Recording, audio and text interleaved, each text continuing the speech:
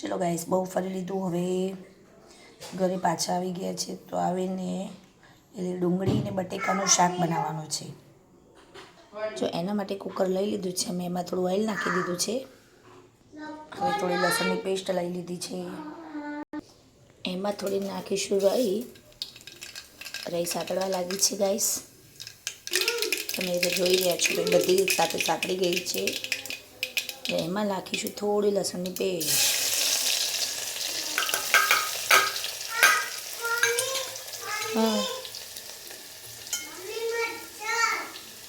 થોડી હલ્દી નાખી દઈશું તો ગાઈસ.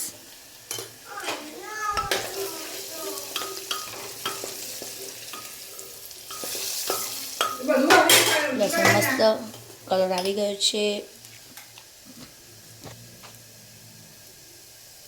હવે નાખીશું શાક.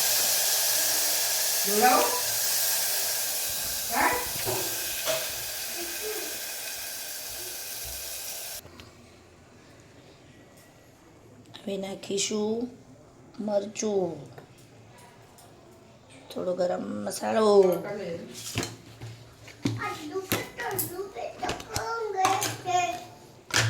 અને મીઠું આપણે જેટલું ખાતા હોઈએ એટલું.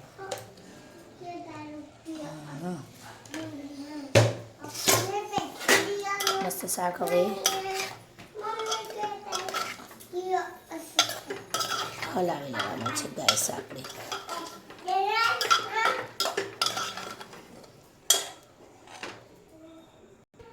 અમારે શાક આજે મોરું બનાવવાથી મરચું માપનું નાખ્યું છે. જુઓ ગાઈસ, દેખાઈ રહ્યું છે. હવે 2 મિનિટ એને ચડવા દેવાનું છે. 2 મિનિટ થઈ ગઈ છે ગાઈસ. જુઓ,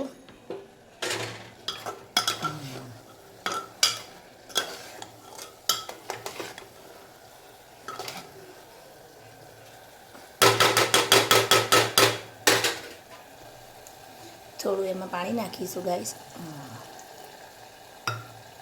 હવે કુકરનું ઢક્કણ બંધ કરી દેવાનું છે અને 3 સીટી બોલાડવાની છે. શાક થાય ત્યાં સુધી આપણે પરોઠાનો લોટ બાંધી દઈએ છીએ ગાઈસ. લવને બહુ ભૂખ લાગી છે એટલે હવે આપણે કુકર ખોલી દઈશું. કુકરનું ઢક્કણ ખોલી દીધું છે. સબ્જી રસાવાળી છે. જો ગાઈસ, સબ્જી આપણી એકદમ બિલકુલ રેડી છે. હવે સબ્જીને નીચે ઉતારી દઈશું. જો ગાઈસ, પરોઠો બનાવવા માટે પહેલાં રોટલીને વણી લેવાની છે સરસ રીતે. પછી એમાં 4 કટ મારી દેવાના છે આમ ગાઈસ.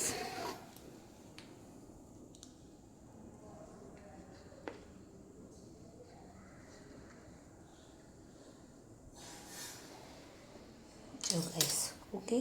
હવે દરેક કટને એક સાથે ભેગો કરી દેવાનો છે. જો ગાઈસ,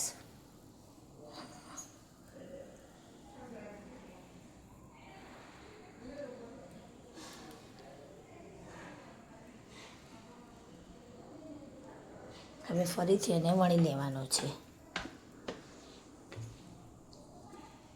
જો ગાઈસ, આવી રીતે એને વણી લેવાનું છે. હવે એને તવામાં એડ કરી. આપણે ઓલરેડી તવો પહેલેથી જ ગરમ કરવા માટે મૂકી દીધો હતો. જો આપણે હવે પરોઠાને બીજી બાજુમાં ફેરવી લેવાનું છે. બાજુમાં પણ ચેક કરી લેવાનું છે. સરસ, પરોઠો આપણો મસ્ત શેકાઈ જવાયો છે. તેને થોડું ઓઇલ કરીશું ગાઈસ. હવે ધીમા ગેસ ઉપર મસ્ત એને શેકી લઈશું.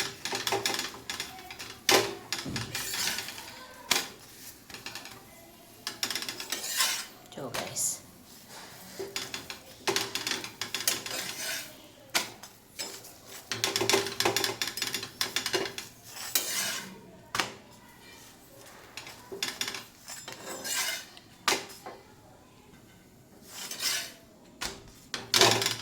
પરોઠો મસ્ત શેકાઈ ગયો છે.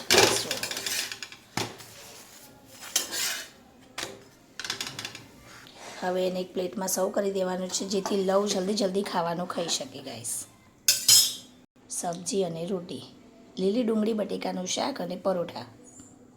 જો ગાઈસ, તમને અમારો વિડીયો ગમ્યો હોય તો લાઈક એન્ડ સબસ્ક્રાઈબ કરજો અને મારી ચેનલને વધુમાં વધુ શેર કરો.